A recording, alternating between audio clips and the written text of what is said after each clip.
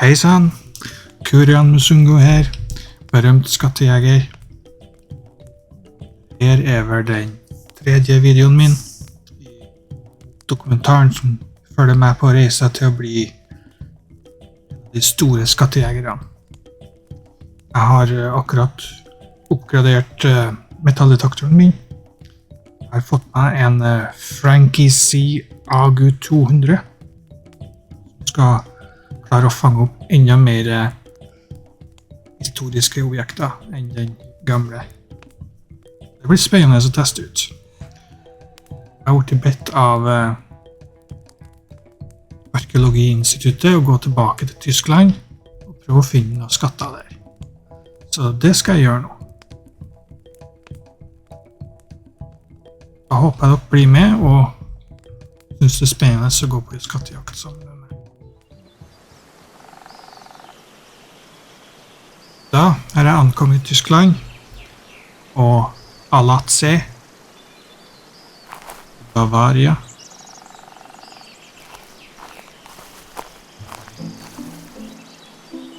Veldig fint her. Koset meg skikkelig der jeg var her sist. Bitte nicht verunreinigen. Det skal jeg ikke gjøre.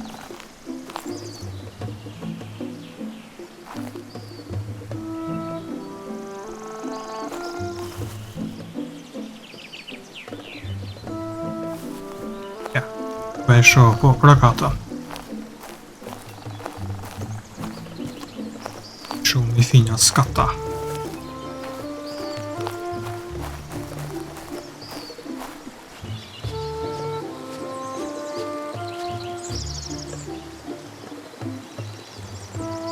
Nydelig. Her kunne jeg forrige på ferie.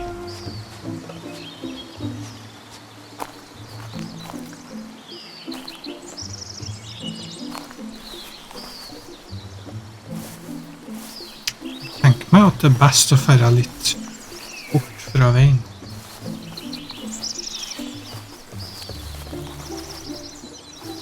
Der du finner mest saker og ting. Jeg tror de har gravd litt i veien fra lagen, så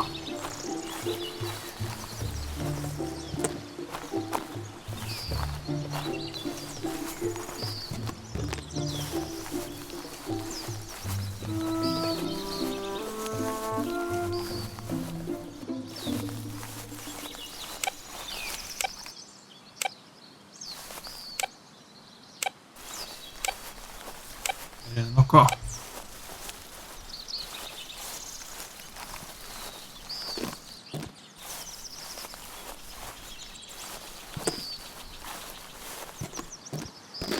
Borte av det.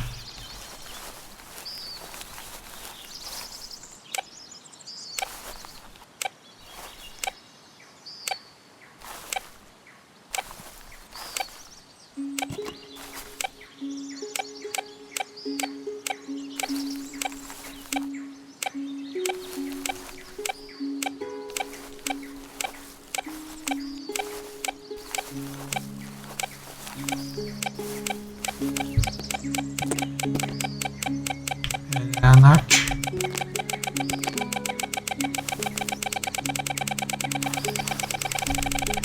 Det er et sted.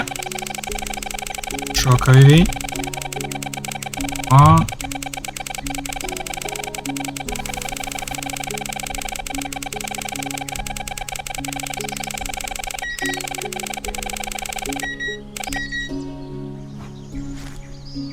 det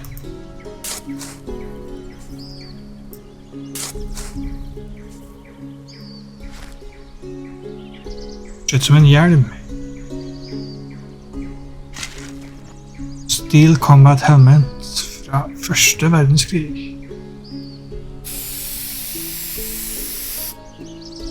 Dansken litt.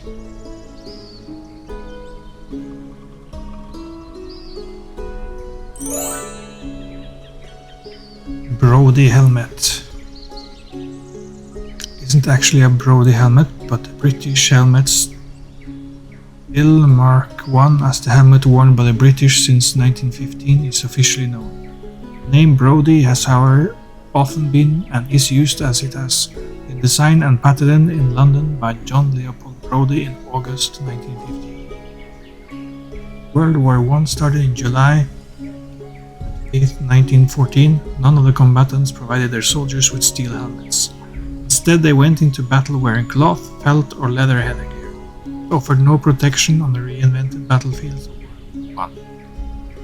A staggering amount of head injuries among French troops inflicted by massive artillery barrages deployed in World War I for the first time on this scale led to the development and deployment of steel helmets starting in 1950. Interessant. Min første skatt.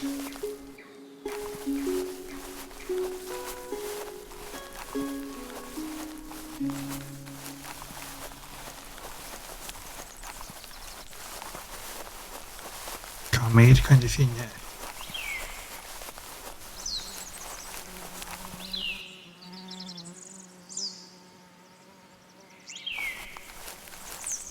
Avslappende med fuglekvitter. Ikke så begeistret for insektene.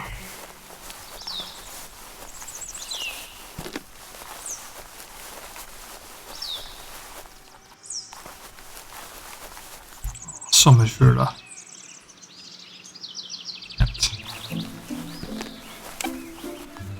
Her er noe.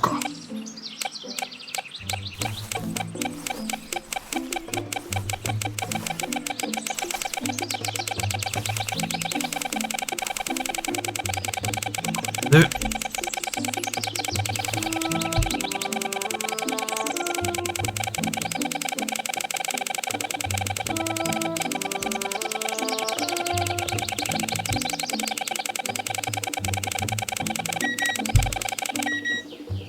Der.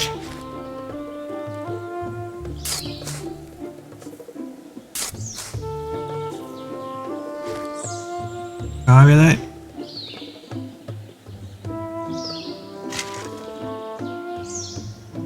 Håndjern.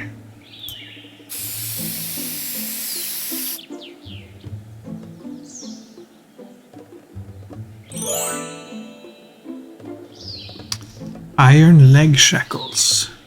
Actually not handcuffs as it turned out, but rather iron leg shackles from 18th or 19th century Europe. The use of shackles on legs of prisoners or slaves dates back to the early periods of the Stone Age. Fotjern, ikke. Oi.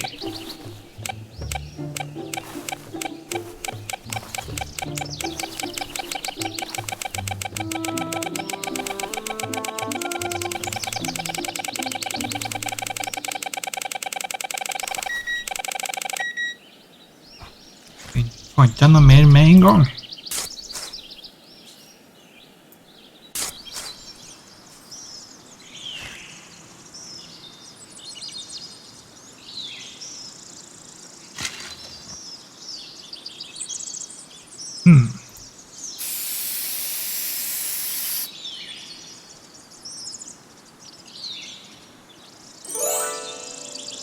Stone chisel.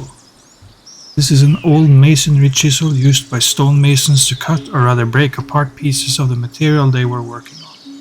This particular metal chisel is from the late 18th century or early 19th century, most likely of European origin. Så en mejsel.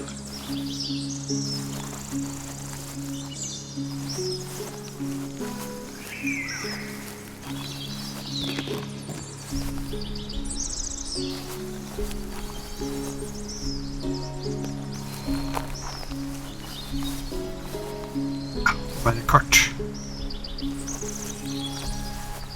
Jeg skal ta ned der en tur og se.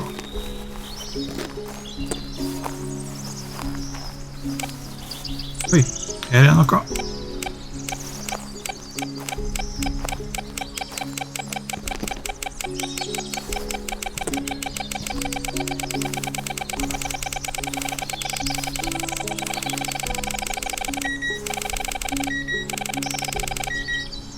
Der.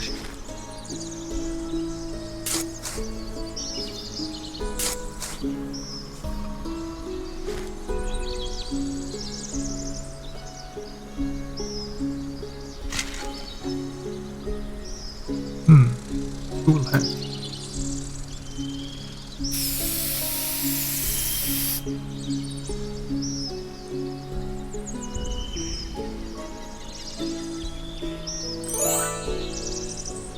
This is the head of a cold chisel, a tool made out of tempered steel used for cutting metals, as opposed to a hot chisel.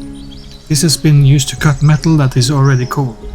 They have also been used for larger engravings, such as designations on large metal parts. This one is likely from the 1950s or 60s, a commonly manufactured tool of no significance. Ikke så gammel, men jeg finner mye mer nye ting nå. Gamle metalldetektoren så fant jeg stort sett spiker og rask.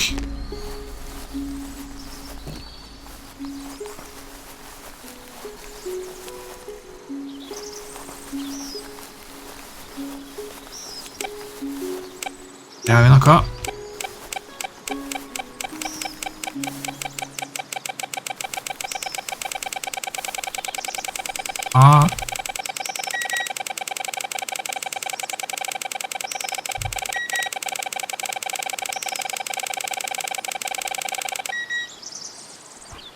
Der, ja.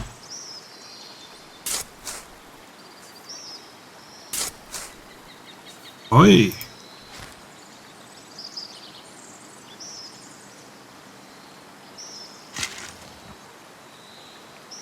Oi, oi, oi.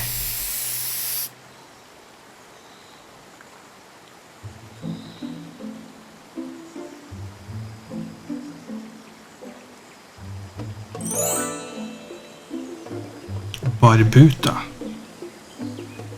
This type of helmet is called a barbute or barbuta, based on it being an Italian design. These types of helmets were invented in Italy in the 15th century and are easily recognized by their T or sometimes Y-shaped openings for the eyes and mouth. Unlike the sallets, another type of open helmet invented in Italy around the same time, barbutas never became popular outside of Italy and neighboring territories.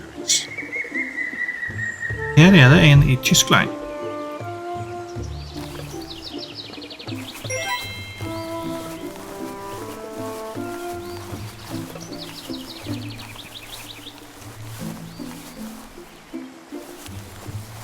Har jeg nå egentlig funnet det? De tingene som arkeologiforeningen ville jeg skulle finne, men... snoke litt rundt. Ja.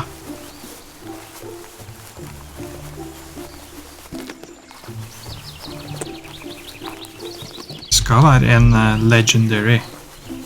Litt alle steder. Jeg fant den I Gettysburg. Jeg har ikke funnet den som her enda.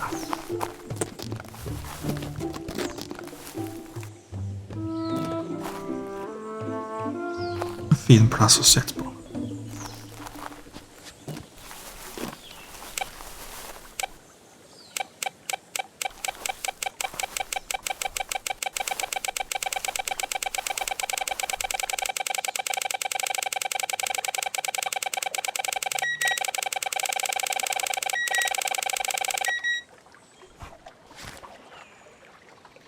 Hva har vi her?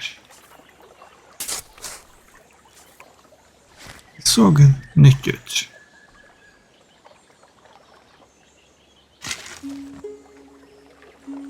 Se om vi finner ut hva her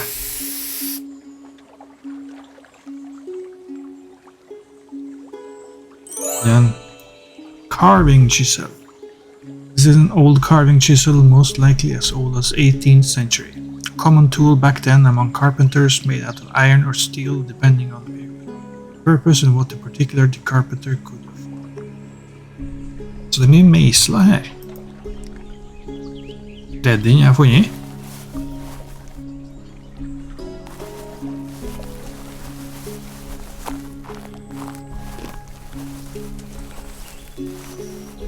Se om vi finner mer.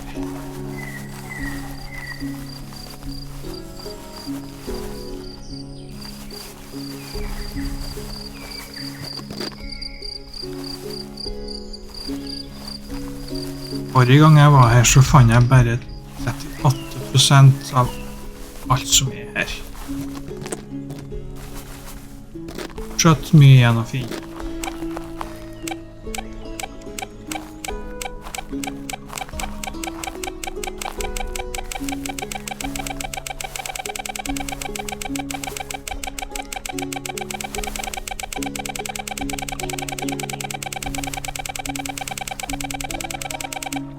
Stein der i veien.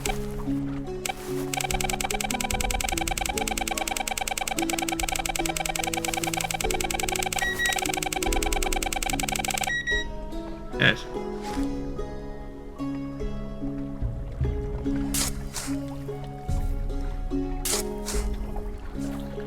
Enda en hjelm. Ser gammel ut den der også.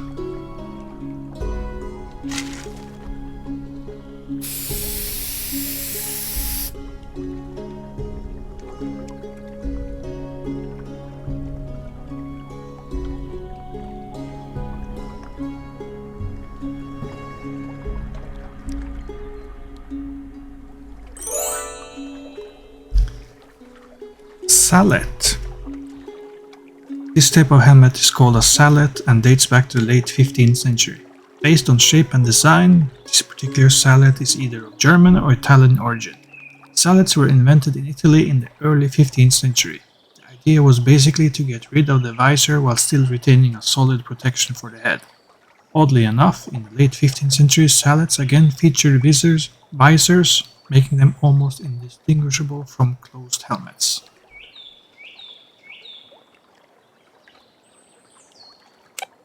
Og snedig. Det er mer her. Det er resten av rustningen hans. Det har vært noe, funnet en hel rustning.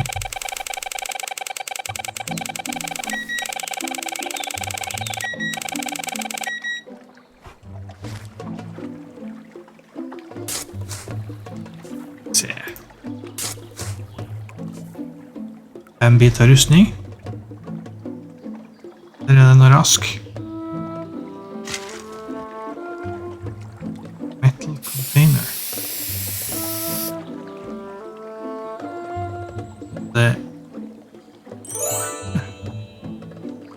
destroyed gas mask case. This is a German gas mask case. Gasmaskenbuchse. Used to protect gas mask issued to German soldiers of the Wehrmacht before and during World War II. This particular model is for the GM30 or GM38 gas mask, and the case itself is the long Wehrmacht case manufactures somewhere between 8 and 44. It's evident by its length and the type of locking latch that differs from earlier models issues since 1930.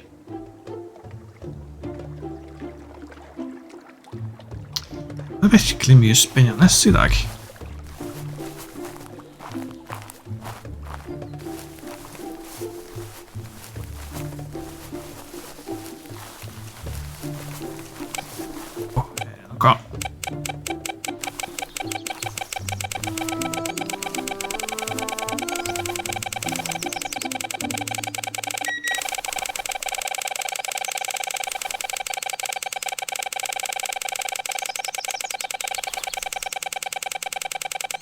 Går jeg for langt? Der.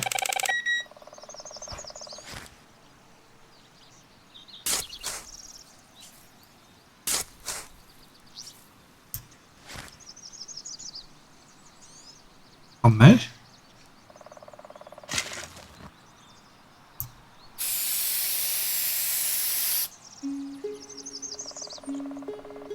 Gammel rusten.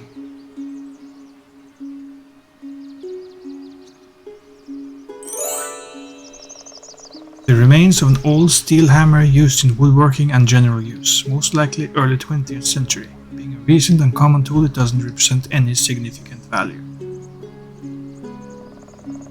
Nei, alt kan ikke være skatter her. Dessverre. Men jeg har ikke funnet noen spiker, de fant jeg aller sist.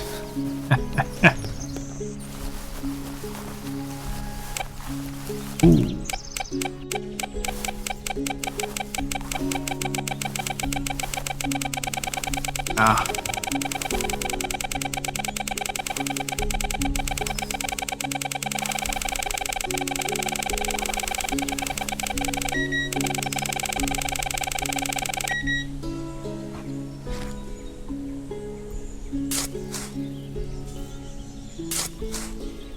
Oi!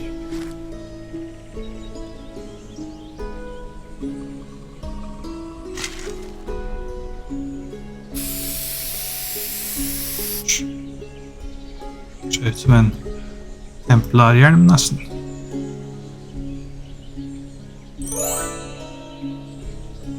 Great helm. A great helm from the 13th century Europe, most likely of Germanic origin judging by its design. Great helms started to appear in Europe in the late 12th century in the context of crusades and remained in use until the 14th century. They began to be replaced by the so-called frogmouth helms. Jeg sa templarhjelm. Korsdagene.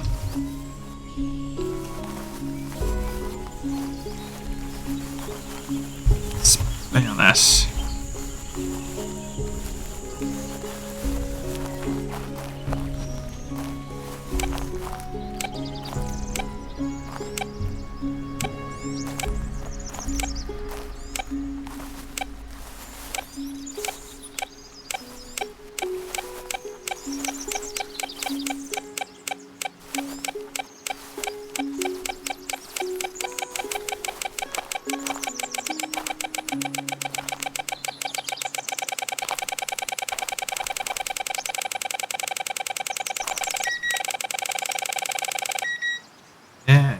Bra.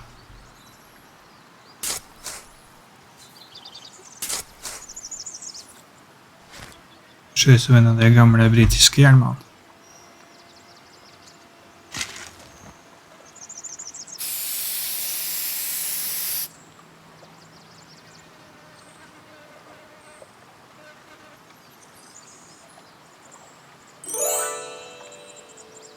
Rådig helmet igjen.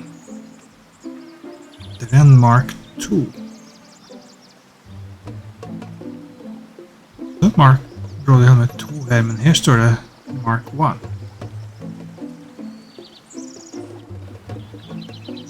Fra 1940-41, used by British units fighting the North African campaign. Aha! Litt nyere enn den første jeg fant.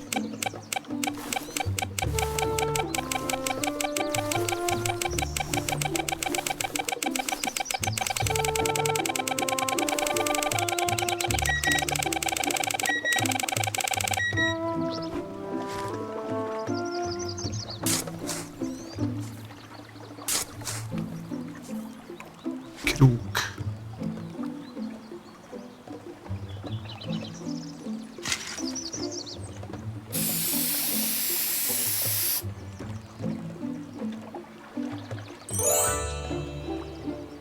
Oi! Hand prosthesis. This metal hook is actually the lower end of a hand prosthesis, late 18th century. Sjørøver, tenker jeg med en gang. Europe. A dead giveaway as to the purpose of this hook is the ball joint at its end. It's safe to assume that it was one of many tool-oriented hooks that the user could attach to an upper part that covered a missing hand or even arm. As opposed to common belief, prosthetics are not a new invention. First find date back to ancient Egypt, like the prosthetic toe made out of wood and leather found on a mummy circa 900 BC. Det var interessant. Jeg liker virkelig det. Jeg får litt historie her. Jeg håper bare det er sant det som står. Men det høres sant ut.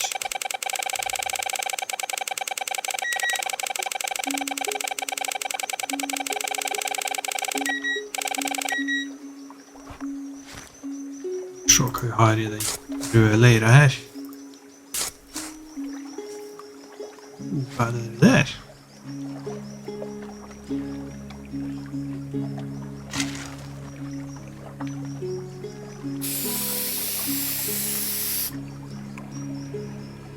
For å lage kuler med? Ja, bullet mold. Dating back to the early 19th century, these bullet casting molds have been used by Austro-Hungarian troops for quick production of new bullets for their muskets. makes these molds stand out are the additional 3 consecutive holes allowing to accelerate the production of bullets. Most casting molds for bullets all over the world were designed to cast a single bullet, on occasion 2 at most. Ah.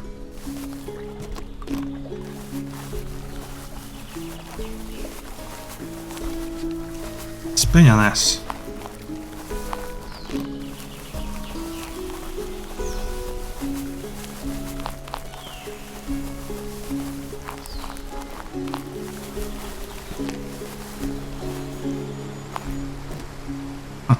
Hva det krysset betyr.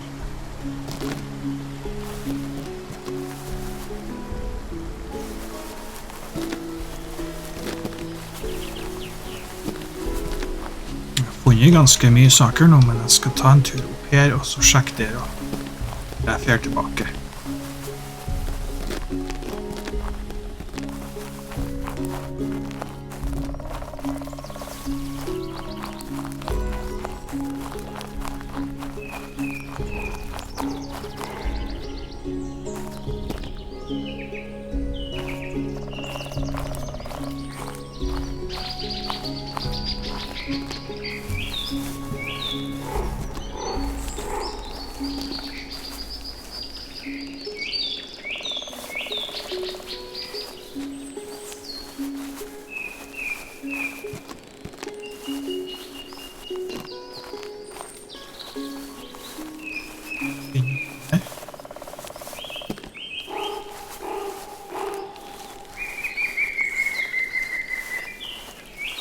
Rart at det ikke skulle være noe her også. Kanskje jeg fant alt som var her sist.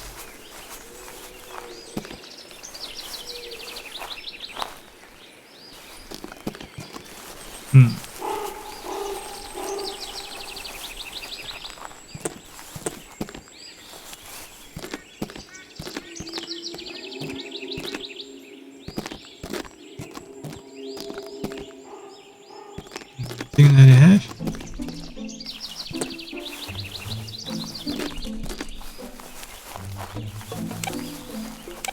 Her har vi noe.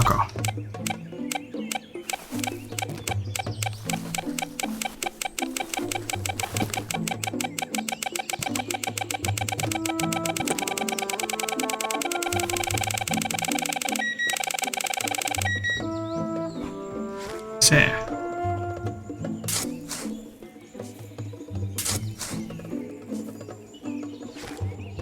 Enda en meisel.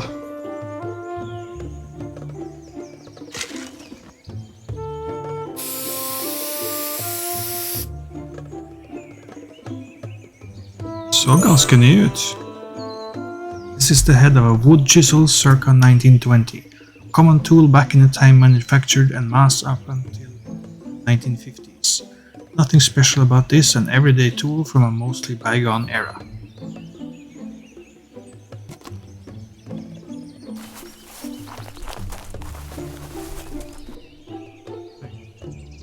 Ratt ned.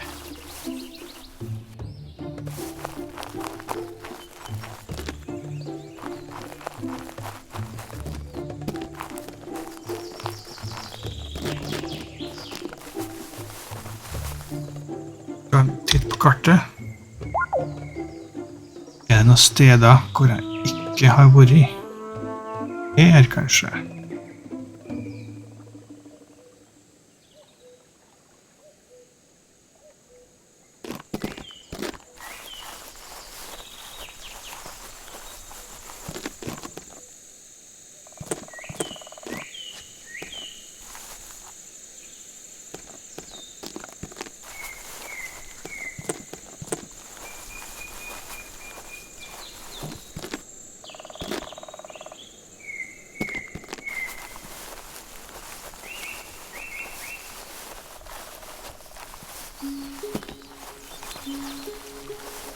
Her.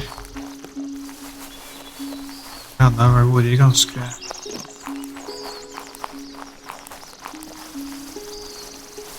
rart.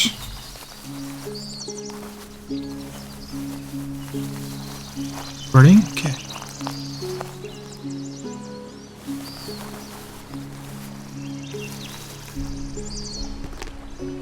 Øve seg på bueskyting, kanskje.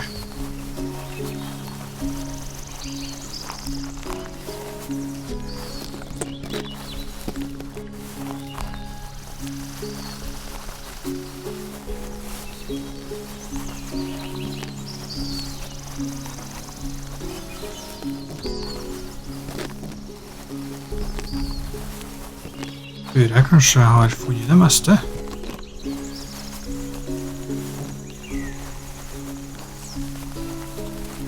Vel til jeg får oppgradert metalldetektoren min enda litt mer.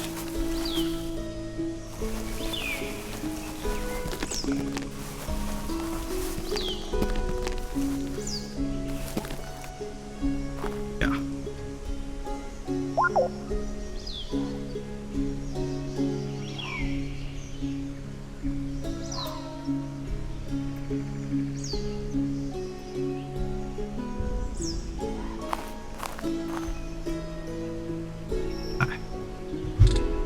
Tror jeg fer tilbake til kontoret.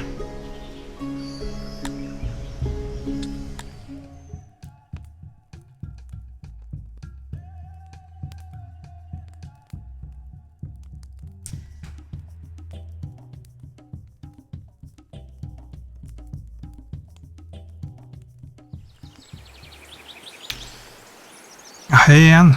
Jeg måtte en snart tur tilbake. Med en gang jeg kom til kontoret, så fikk jeg en e-post. Det skal være en spesiell hjelm her som Arkeologiinstituttet vil at jeg skal finne. Hva var det de kalte en ikkelbaue? Så var det et bilde som viste husene på her, hyttene, eller hva det skal kalles.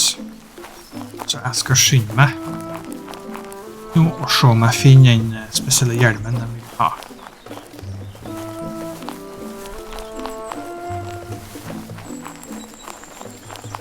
Jeg har funnet så mye hjelmer, men ikke akkurat den.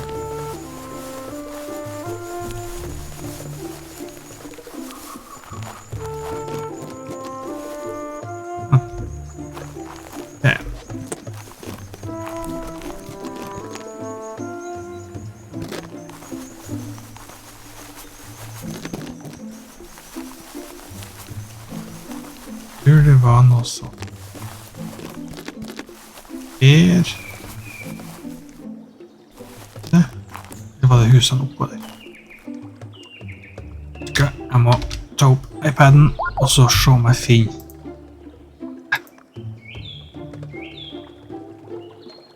Det var et annet bilde enn det de viste meg i stad. Skal vi se. Det var sånn tak.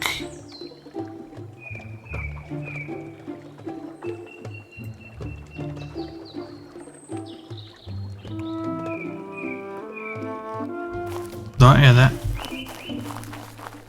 den.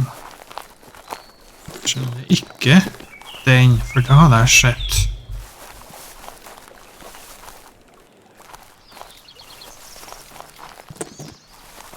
Ikke den.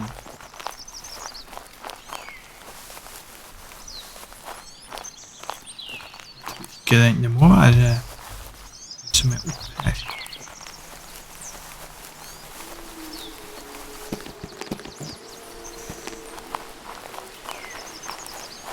Nervøs for at den der skal dette ned oppover. Men jeg tror han står ganske stødig.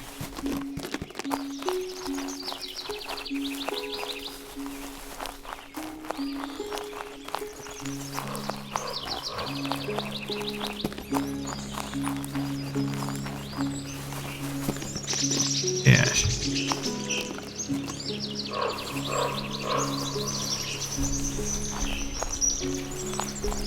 Noe sånn.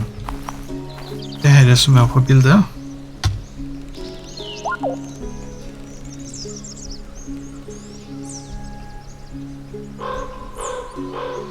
Dette var bildet jeg trodde jeg så først, men her. Så.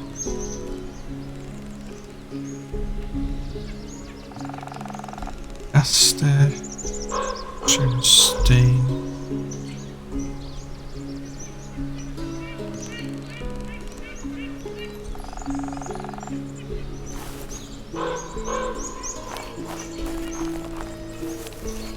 Kan det være her?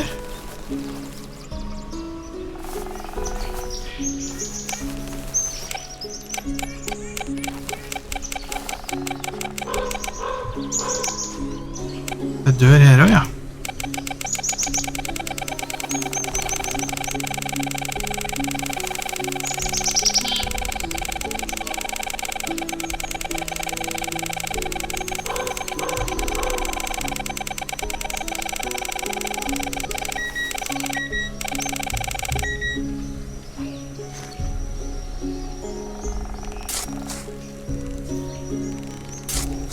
Det var en hjelm, ja. Det må være den jeg må ut etter.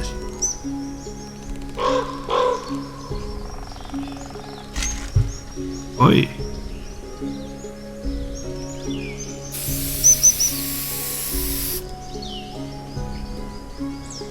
Den så fancy ut.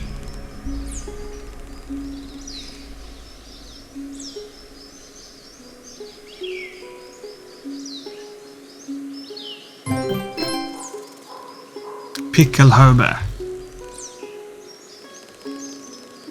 1889. A Bavarian army spiked helmet as evidenced by the zinc emblem, called the Pickelhaube.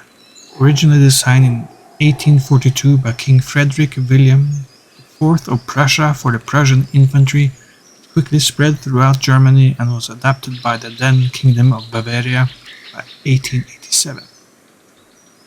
It is uncertain where the inspiration for the design came from, if the Germans copied the Russians, if it was parallel invention or simply being based on the Napoleonic cavalry helmet. What is certain is that the design has quickly become very popular and by the second half of 19th century has been adapted not only by nearby countries such as Norway or Sweden, but also by Bolivia, Colombia, Chile, Ecuador, Mexico and many more. Jeg visste ikke at Norge hadde sånne.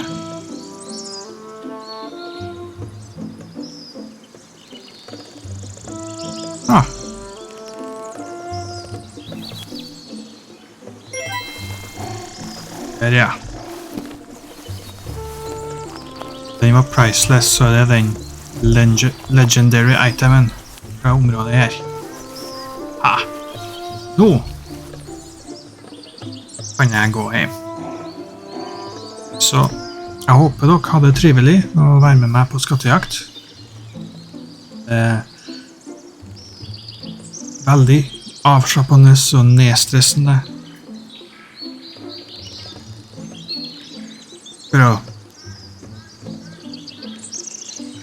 For å bryte innlevelser litt. Veldig koselig spill det her. Noen ganger så vil du bare ha noe rolig avslappende, ikke noe skjøting eller stress, eller... Du skal ikke redde verden, du skal bare gå rundt i fin natur og se om du finner skatter. Kjempegøy. Så tusen takk for at dere så på. Så håper jeg ser dere igjen i neste video. Ha det bra!